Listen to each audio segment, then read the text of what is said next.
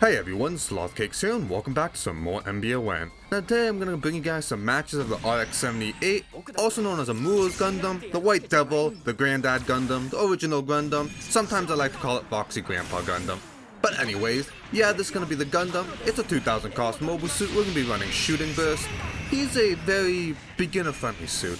Now, there are some very good beginner suits like the Exia, which helps you just learn a lot of things. And, you know, there's beginner as in easy to learn, and beginner like helps you learn to play.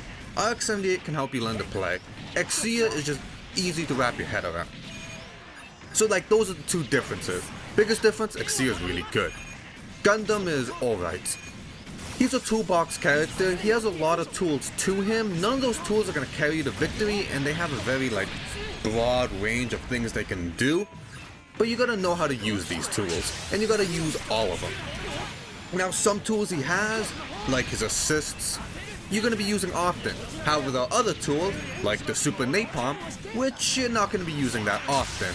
But you know, you still gotta remember it's there. But anyways, that's not what we're here to talk about. I just want to just show you guys some matches and talk of nonsense, which is what I usually do.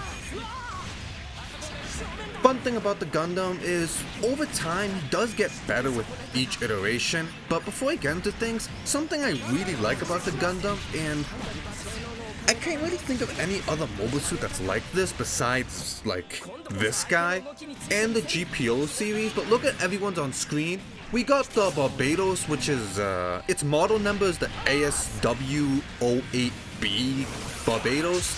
You got the Unicorn, which is the RX-0 Unicorn. And what else do we got? Yeah, then there's the other Unicorn on my team. Then we got the Gundam, which is the RX-78-2. What I'm going with this conversation is the RX-78 and, from my memory, the GPO series, like the GPO 1, 2, 3, and so on. Those are the only mobile suits I can think of that are actually referred to as the model numbers. Because, like, you know, I just said no one calls it the ASW Barbados, everyone just calls it Barbados. People do call this guy the Gundam, but, you know, just to get things a little less confusing, a lot of people refer to it as the RX-78. Especially if you're talking about a lot of mobile suits. Same thing with GPOs, a lot of people just call it the GPO 1, 2, and 3. They have actual names. The GPO 1 has a name that starts with a Z.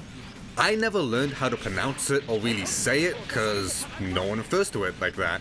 Same thing with the GPO 2, it starts with a P, it's like Facilius or something like that. I don't know that many people that call it that, I just know people refer to it as the GPO 2. It's a nice thing, and it's just a nice little fun fact. Just because in general, a lot of people don't know the model numbers to some of the mobile suits, just because off the top of my head, the enemy has a Kshatriya. The Kshatriya's model number is like the NZ666, which, you know, that's kind of cool. And the Exia, what is it? I think it's the GN1. Yeah, it's the GN like 01. That's the Exia, if I remember that. And we got the Barbados, which is ASW. I, for some reason, know some model numbers. This is information that will never help me in a conversation or really mean anything.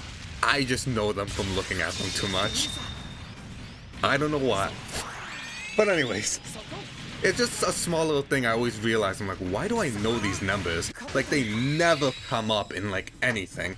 And the only time they're ever shown up is if you, like, look at them at the wiki, or if you, like, read the manual to, like, some MSV book. That and some amphibious mobile suits. I think I know amphibious mobile suit model numbers a little more. But let's move on to the next topic. Something I do like about the Gundam that I don't like about the Unicorn is he has a large variety of kits. Now the Unicorn Gundam, you know, you have like a bazillion kits that are all basically the same thing. And what I mean is like they're all like the Unicorn. Yeah, there's some that are more new that can transform in and out. You know, you got the FA, which has its kits and stuff like that. Then you got the variants, like the Banshee and the Phoenix. Something I like about the RX-78 is if I recommend a kit, there's a large variety. of RX-78s. And not like the RX-78-1, which is the prototype, 2, which is a Muro, 3, which is G3, 4 and 5 are the Unit 4 and 5. Not like that. I meant there's a lot of variants of the RX-78-2. And not just high grade, master grade, and perfect grade. Speaking about perfect grade, there was a newly released 2.0 perfect grade, which looks really nice. We haven't gotten no information for it yet, just a few pictures, but I'm not really a big fan of perfect grade model kits. However, that one's one I'm actually looking forward to. It's mostly because I'm not really a big fan of the unicorn kits, and they've been really the main thing for perfect grades. A lot of the older perfect grades are nice, but I'm trying to look for something more new. Exia's okay, but I'm not a huge Exia fan. The only perfect grade that I'm really thinking about buying is the newly announced RX-78 or the Perfect Strike, because I've said this before, I love the Perfect Strike. But anyways, like I was saying, there's a lot of variants of the RX-78. You know, if you want something that looks straight out the anime and you want it in a master grade form, you could get the RX-78 2.0, or you can get the Perfect Gundam. Because if you guys don't know what the Perfect Gundam is, I've actually played them on the channel, but you get the kit and you can actually just take off all the armor and you just have a very retro looking RX-78, which is what I did because I really like that design. But if you want a more modern one or more mechanical one, you can get the Gundam Origin one, you can get the 3.0. If you want one that just has a bunch of moving parts for no reason, you can get the Vercar. Like I said, there's just a lot of Gundam, the RX-78s. Or if you want one with the Gundam Hammer, you can get the 1 Year War version of the RX-78. And the list goes on. There's actually the ones I just said are the major ones. And it sucks that there's only one with the Gundam Hammer. I really like the Gundam Hammer, and really the only other suit that has it that's a kit is the Turn A. But it doesn't have 2 of them, which I was a little about. But anyways, I do hope I don't think it will, but I hope the Perfect Grade RX-78 has some neat weapons to it. It probably won't have any, it'll probably just have the beam rifle shield and beam saber, but I can dream. But the nice thing is the majority of the weapons are found on the kits. I do not know if the Super Napalm actually on any of the kits. I think it's in one of the Robot Damashi anime figures, I believe. But I don't think there's a model kit with the Super Napalm. I know that beam javelins found on the prototype and the G3, I believe. Gundam Hammers found in the 1 Year War. Then the other ones, you can find them basically any Gundam kit. Which are right. Then in the high grades, there's a bunch of them. Then there's your new entry level RX-78. I just realized it happens a lot, and I apologize, but I'm just end up talking about model kits. It's a problem, I know. But there's not that much to say about the RX-78. He's a nice suit. There is one thing I do want to say, and this is more of just if you want to get the breakdown from it. But he does have an interesting tool, which is his AC. It's his javelin toss, and just so something that a lot of people who don't actually know is his AC can be charged. And people know that. It can be charged from level 1, 2, and 3. Level 1 is if you just yeet it right away.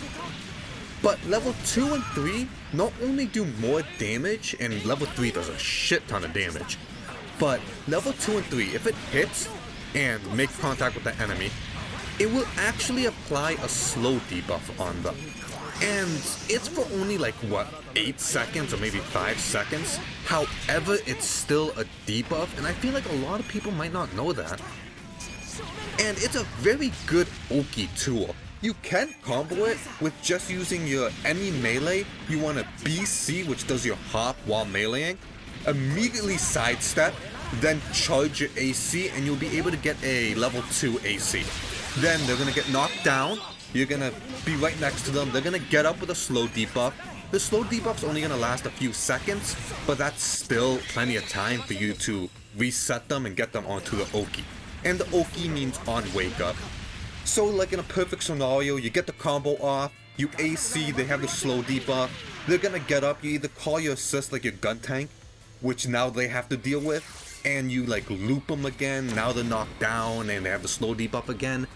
It doesn't do as much damage as like a more damaging combo, however it does do that loop, which is nice. Sometimes it's sometimes much more worth it to have the enemy get up slower than to just do more raw damage. But you gotta like assess the situation, because you know, if everyone's just huddled up in like a fist fight, you're not gonna be able to do some Oki just because everyone's throwing hands. But anyways, just another small thing, actually, speaking about with the Super Napalm, it's something that's never going to happen in a match. Maybe 1 in 100 matches, it might happen, but you know, if you throw your Super Napalm, you can just boost or dash out of it and the Super Napalm will just come out.